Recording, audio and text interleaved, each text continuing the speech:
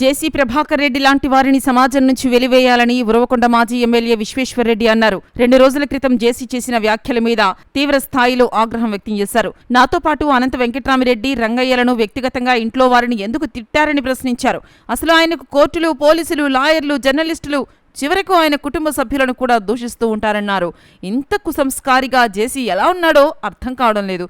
కనీసం నువ్వు మాట్లాడే భాషను నీ భార్య అయినా ఒప్పుకుంటుందా అని నిలదీశారు. అసలు జేసీ ప్రభాకర్ రెడ్డి భాషను, ఆయన మాట్లాడే తీరు పట్ల చంద్రబాబు, లోకేష్తో పాటు టీడీపీ వైఖరి ఏంటో చెప్పాలని డిమాండ్ చేశారు. మీరే ఆయన్ని ప్రోత్సహిస్తున్నారా అని ప్రశ్నించారు. నువ్వేంది ఆణిముత్యంలాగా మాట్లాడుతూ ఉన్నావని? నువ్వు ఎంతమంది ఇళ్లు కూల్చావు, ఎంతమందిని ఊళ్ళు విడిపించావో చెప్పాలా అని నిలదీశారు. ఆ రోజు పెద్దారెడ్డి మీ ఇంటికొచ్చాడని అంటున్నావు, ఎందుకు నీకు అప్పుడు మీ పార్టీ నేతలు కూడా సపోర్ట్ చేయలేదని ప్రశ్నించారు.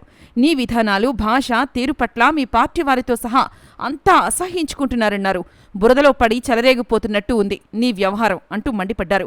అసలు మా నాన్నని అనేంత స్థాయి నీకుందా అని నిలదీశారు. నీలాగా జనం మీద పడి దోచుకోలేదని, మేము విలువలతో కూడిన జీవితాన్ని చూశామన్నారు. నీలాంటి బెదిరింపులకు భయపడే ప్రసక్తే లేదని, మేము చూడని కేసులు, దాడులు లేవన్నారు. అసలు ఇంత బహిరంగంగా జేసీ మాట్లాడుతూ ఉంటే పోలీసులు ఎందుకు ఆయనపై కేసులు పెట్టడం లేదని విశ్వ ప్రశ్నించారు. ఒక ఆయన చాలా పెద్ద స్టేట్ లీడర్, టీచర్స్ లీడర్. ఆయన ఏమంటున్నాడంటే,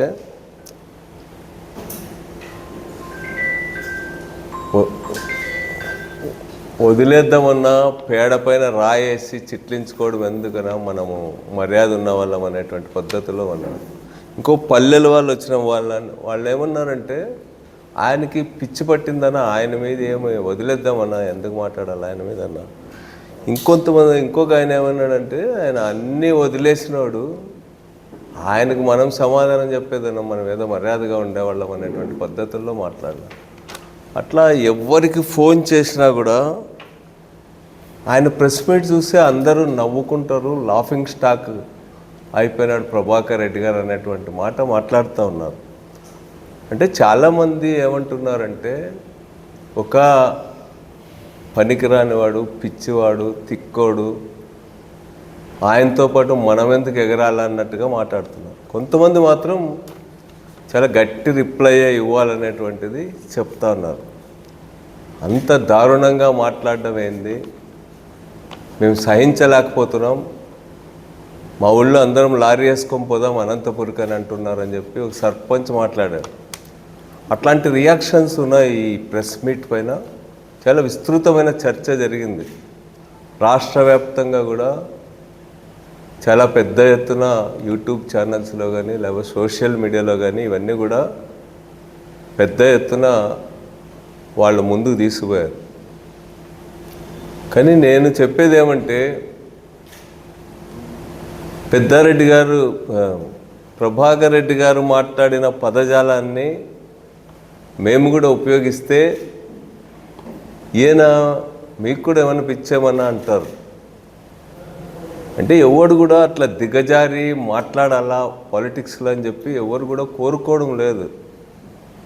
ఎందుకంటే పాలిటిక్స్ అంటే ఈ ప్రెస్ మీట్లు ఇవన్నీ అంటే నేను ప్రభాకర్ రెడ్డో, నేను అనంత వెంకటరామరెడ్డో, పెద్దారెడ్డో చూసేది కాదు. ఇది వేల మంది ఈ యొక్క యూట్యూబుల్లో లక్షల మంది చూశారు. వాళ్ళలో ఇంజనీర్స్ ఉంటారు, డాక్టర్స్ ఉంటారు, సైంటిస్టులు ఉంటారు, ఎంతమందో మేధావులు ఉంటారు, ఎంతమందో ప్రజాతంత్ర ప్రియులు ఉంటారు, ప్రజా జీవితంలో దశాబ్దాల పాటు గడిపినటువంటి వాళ్ళు అందరూ కూడా అబ్జర్వ్ చేస్తూ ఉంటారు. అందుకనే ఏదో ప్రభాకర్ రెడ్డిని ఆయన వాడిన పదజాలాన్ని నేను వాడాలని చెప్పి నేను అనుకోవడంలా. నేను ఒక్కసారి ప్రభాకర్ రెడ్డిని కూడా అడుగుతా ఉన్నా, ఒకసారి నువ్వేం మాట్లాడావో, ఎంత వికృతంగా, ఎంత నీచంగా, ఎంత దారుణంగా మాట్లాడినావో ఒక్కసారి నీవు మాట్లాడింది నీవే చూసుకో, నీకైనా సాటిస్ఫాక్షన్ అవుతుందా అని చెప్పి అడుగుతున్నా. లేకపోతే మీ కుటుంబ సభ్యులందరి సమక్షంలో చూడు, వాళ్ళు ఎవడైనా బాగా మాట్లాడినావనే మాట అంటారా, ఈ విధంగా మాట్లాడరాదనేటువంటి మాట అంటారా అని నేను అడుగుతా ఉన్నా. ప్రభాకర్ రెడ్డి గారు నన్ను మా నాన్న, మా అమ్మే పరుషంగా ఎప్పుడు తిట్టలా. నా దగ్గర ఉన్న డ్రైవర్స్ను కూడా 30 ఏళ్ళు 40 ఏళ్ళు నా దగ్గర పనిచేసిన పిల్లలు ఉన్నారు. ఒక్కసారి కూడా వాడిని రా అని కూడా ఎప్పుడు మాట్లాడాను నేను. అట్లాంటిది అబ్బా అంటావు, ఆనా కొడుకులు అంటావు, ఈనా కొడుకులు అంటావు, ఎందుకంత దురహంకారం అని చెప్పి నేను అడుగుతా ఉన్నా. ఏం నీ అహంకారం? డబ్బులు ఉన్నాయనే కదా. అక్రమ వ్యాపారాలు చేసి కోట్ల రూపాయలు సంపాదించి పాలిటిక్స్లో నెలవారీ జీతాలు ఇచ్చి 200-300 మందికి తోడేళ్ళు మాదిరి ఎంట పెట్టుకొని తిప్పుతూ నీ ఇంటి మీదకి వస్తాం, నా ఇంటి మీదకి వస్తాం అని చెప్పి బెదిరించుకుంటూ తిరుగుతున్నావు నువ్వు. డబ్బు లేకుండా ఒక్కరోజైనా రాజకీయం చేయగలవా అని చెప్పి నేను అడుగుతా ఉన్నా.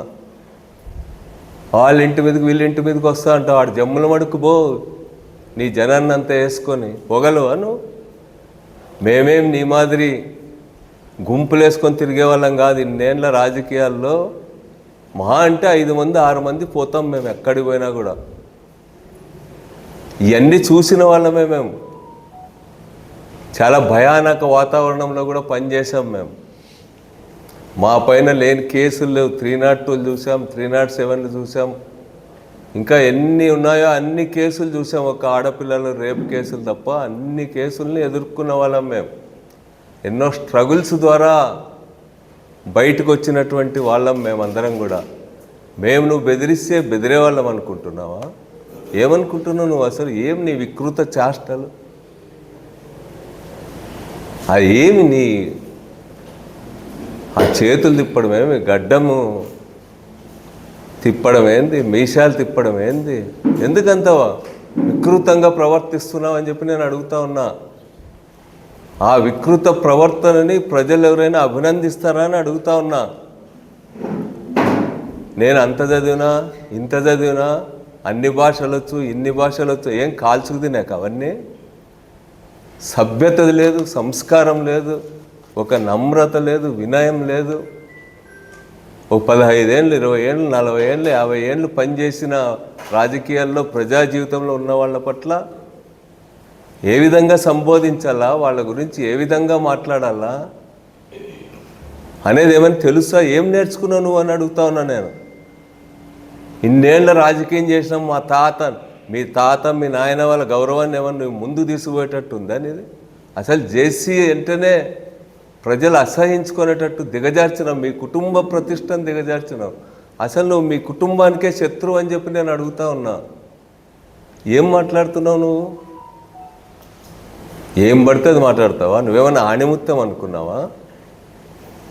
నీ ఇంటి మీదకి వచ్చినారని చెప్పి అంత బాధపడతావే? ఎన్ని కొంపలు కూల్పించలా నువ్వు? ఎంతమంది భార్యల ముందు వాళ్ళ ఇండ్లన్నీ ధ్వంసం చేసి రాలా? నీ ధ్వంస రచనకు భయపడి, లేకపోతే దుష్టులకు దూరంగా ఉండాలని హైదరాబాద్లో, బెంగళూరులో ఎంతమంది గౌరవంగా బతికే నాయకులు ఊర్లో వదలలేదా? అనంత వెంకటరామరెడ్డి గారిని మాట్లాడతావు, రంగయ్య గారిని మాట్లాడతావు. దమ్ముడికి పనికిరాలంట. దమ్ముడికి పనికిరాని ఉన్న చేతుల్లో నువ్వు ఓడిపోలేదా రంగయ్య గారి చేతిలో? వాళ్ళకి ఏమన్నా మీ మాదిరి ఏమన్నా అట్లాంటి దోపిడీ దొంగతనాలు చేసేటువంటి వాళ్ళు ఏమన్నా ఏం పడితే అది మాట్లాడతారా? నేను అడుగుతా ఉన్న పోలీసులను కూడా, వాళ్ళు మాట్లాడే స్పీచెస్, వాళ్ళు వీడియోల్లో మాట్లాడుతున్న తీరు వల్ల జిల్లాలో లా అండ్ ఆర్డర్ ప్రాబ్లం రాదా అని చెప్పి నేను అడుగుతా ఉన్నా. ఫ్యాక్షన్ పెరుగుదలకు దారి తీయదా? అది ఉద్రిక్తతలకు దారి తీయదా అని అడుగుతా ఉన్నా. ఇదేమన్నా వీధి పోరాటాల రాజకీయం అంటే? ఛాలెంజ్లు చేసుకొని వీధి నాటకాలు అనుకున్నావా నువ్వు? నీ మాదిరి మేము మాట్లాడలేమా? నీకంటే మేము చిన్నవాళ్ళమైన మేము మాట్లాడితే ఏం తల ఎక్కడ పెట్టుకుంటావు నువ్వు అని అడుగుతా ఉన్నా. ఇప్పటికి కూడా మేము నీ వయసు పట్ల మాకంటే పెద్దోడు కదా అనే చూస్తూ ఉన్నాం. కానీ ఈ విధంగా ప్రవర్తిస్తే ఎన్ని రోజులు సహిస్తారు జనం అని చెప్పి నేను అడుగుతా ఉన్నా. ఏదో ఆణిముత్యమైనట్టు మాట్లాడుతున్నాడు. ఎక్కడి నుంచి వచ్చినా నీకు అన్ని కోట్ల రూపాయలు? మా కుటుంబం అంటారు. ఎవడైనా మాట్లాడినారా? దివాకర్ రెడ్డి గారు ఎన్నిసార్లు నేను ఇంటికి పోయా కాంగ్రెస్ లీడర్గా ఉన్నప్పుడు, రమ్మా కూర్చో విశ్వ అని చెప్పి దగ్గర పిలుచుకొని మాట్లాడేవాడు. తనే మా ఇంటికి వచ్చినాడు 1-2 సార్లు, విశ్వ ఎన్ని రోజులు ఇట్లుంటావు అని చెప్పి. నీవేంది, నీ కుటుంబాన్ని గౌరవిస్తావా? నీ అన్నను గౌరవిస్తావా? నీ అన్న కొడుకులను గౌరవిస్తావా? ఏం నీ సంస్కృతి? అసలు కనీసం నాగరికత తెలుసా? నేను అడుగుతా ఉన్నా. సమాజం అంటే భయం ఉందా? సమాజం అంటే గౌరవం ఉందా? సభ్యత ఉందా? ఏమి నీ అహంకారం, అంత దురహంకారం అనేకి? నువ్వు డబ్బులుండి పాలిటిక్స్ చేసినావేమో, డబ్బులు ఖర్చు పెడితే నీ వెనక జనం వస్తారేమో. మేమందరం కూడా పైసా లేకుండా జేబుల్లో తిరిగిన వాళ్ళము, ప్రజాభిమానంతో రాజకీయాలు చేసినటువంటి వాళ్ళము. నీలాగా డబ్బులు ఇస్తేనే ఎంట రారు మాకు జనం. నీది ఒక రాజకీయమా అని చెప్పి నేను అడుగుతా ఉన్నా. ఎంత చీదరించుకుంటున్నారో మిమ్మల్ని చూసి అని చెప్పి నేను అడుగుతా ఉన్నా. అసలు నీ వైఖరి నీ పార్టీ కన్నా సహాయం చేస్తుందా అని అడుగుతా ఉన్నా. మీ ఇంటి మీద ఏదో జరిగినప్పుడు మేమందరం రాలేదంటారు. మీ పార్టీ వాడు ఒకడైనా వచ్చినాడా నిన్ను మాట్లాడిచ్చేకి? మీ ఇంటి మీద ఏదో జరిగిందంటున్నావు కదా, అప్పుడు ఎందుకు రాలా? ఎవరికి పట్టలా నీవంటే? నీ వల్ల వాళ్ళ పార్టీకి ఏమి ప్రయోజనం లేదనేటువంటిది కూడా వాళ్ళకి అర్థమవుతున్నట్టు కనిపిస్తూ ఉంది. ఇదే సందర్భంలో నేను పోలీసులను అడుగుతా ఉన్నా. ఇంత విచ్చలవిడిగా బహిరంగంగా బూతులు మాట్లాడుతూ అడ్డదిడ్డమైనటువంటి మమ్మల్నే కాదు, మీ పోలీస్ ఆఫీసర్స్ని, మీ కానిస్టేబుల్ని, లాయర్స్ని, సమాజంలో ఉన్న ప్రతి ఒక్కరిని కూడా నోటికొచ్చినట్టు ఏఎస్పీ స్థాయి ఆఫీసర్ని కూడా మాట్లాడుతూ ఉంటే మీరు స్పందించకపోతే ఎలా అని చెప్పి నేను అడుగుతా ఉన్నా పోలీసుల్ని. లా అండ్ ఆర్డర్ దిగజారడానికి తోడ్పడదా ఇది? కేసు పెట్టండి.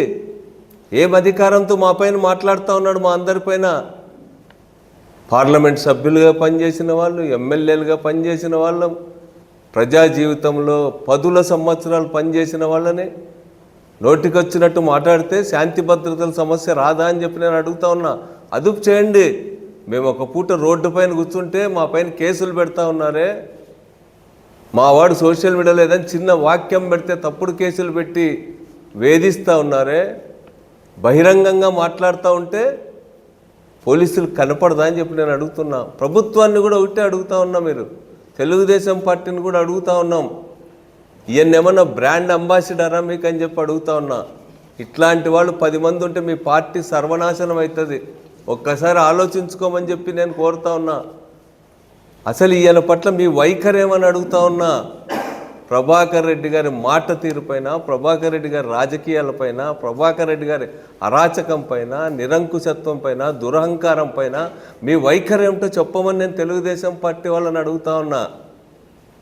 రోడ్లో పల్లెల్లో ఉంటాయి, బలిసిపోయి దిబ్బలు తవ్వుకుంటా మట్టి కుప్పల్ని కాళ్ళతో లేపుకుంటూ తిరుగుతూ ఉంటాయి. వాటికి మీకు ఏం తేడా ఉందని చెప్పి నేను అడుగుతా ఉన్నా. బరి తెగించినారు మీరు. పల్లెల్లో అంటూ ఉంటారు, సాయంత్రం పూట అయితేనే తిట్టి తిరుగుతూ ఉంటారు కొంతమంది. ఊరూరు ఇల్లు ఆ తలుపు తట్టుకుంటూ ఈ తలుపు ఏమంటారు?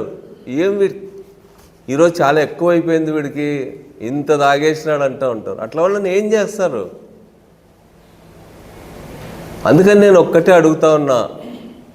ఇన్నేళ్ళు 60 ఏళ్ళ రాజకీయాల్లో ఏం నేర్చుకున్నావు నువ్వు అని చెప్పి నేను అడుగుతా ఉన్నా. ఎదుటివాడిని గౌరవించడం తెలీదు, పెద్దల్ని గౌరవించడం తెలీదు, సభ్య సమాజం పట్ల ఒక గౌరవం లేదు నీకు, దురహంకారం.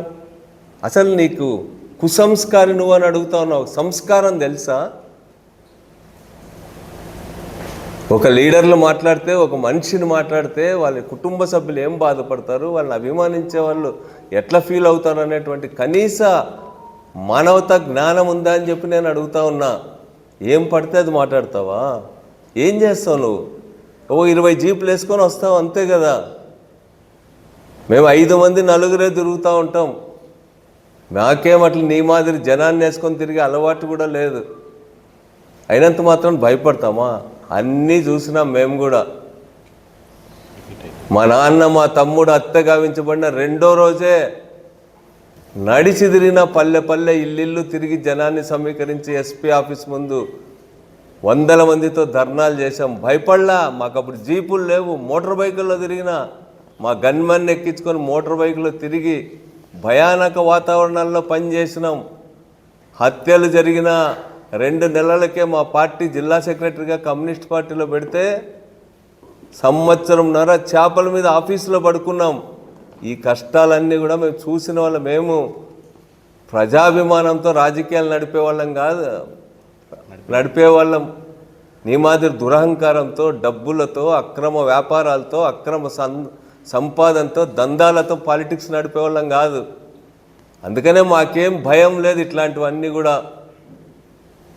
నేను అందుకనే విజ్ఞప్తి చేస్తున్నా, విఘ్నులందరూ కూడా ఇట్లాంటి వాటిని సమాజం నుంచి వెలివేయాల ప్రజలు.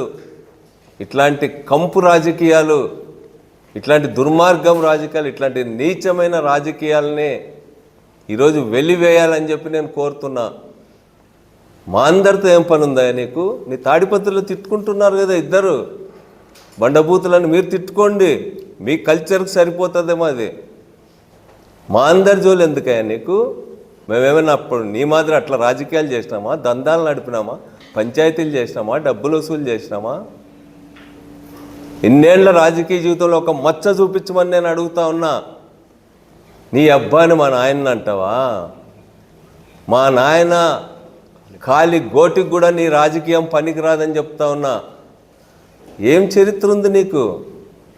వచ్చిన రోజు నుంచి నువ్వు ఒక న్యూసెన్స్ రాజకీయాల్లో. నీలాంటి వాళ్ళు, మీ ఇంటికి న్యూసెన్స్, నువ్వు సమాజానికి న్యూసెన్స్. నీవు మా నాన్నని, మా అక్కల్ని, మా అమ్మల్ని అందరిని తిడతావా? నీ అర్హత ఏమి? నీ స్థాయి ఏమి? 3rd రేట్ రాజకీయ నాయకుడు నువ్వు మమ్మల్ని తిడతావా? ఏమయ్యా నీ మాదిరి అందరూ తిట్టడం నేర్చుకుంటే యాటికి పోతావు నువ్వు? నేను చెప్తా ఉన్నా, ఇట్లాంటి తాటాకు చప్పుళ్ళకు భయపడే వాళ్ళం కాదు. మీకు వ్యతిరేకంగా ఇప్పటికైనా మార్చుకోను. నీ కొడుకు మొన్న చూసా ఆడికిలో బాగా మాట్లాడినాడు ఆ పిల్లోడికి పెద్ద చెడ్డ పేరు ఉన్నట్టు నేను కూడా వినాలా? వాడు ఎమ్మెల్యే అయినాడు, ఎమ్మెల్యే చేసినావు, వదిలిపెట్టాడు, రాజకీయం నడపలేడా?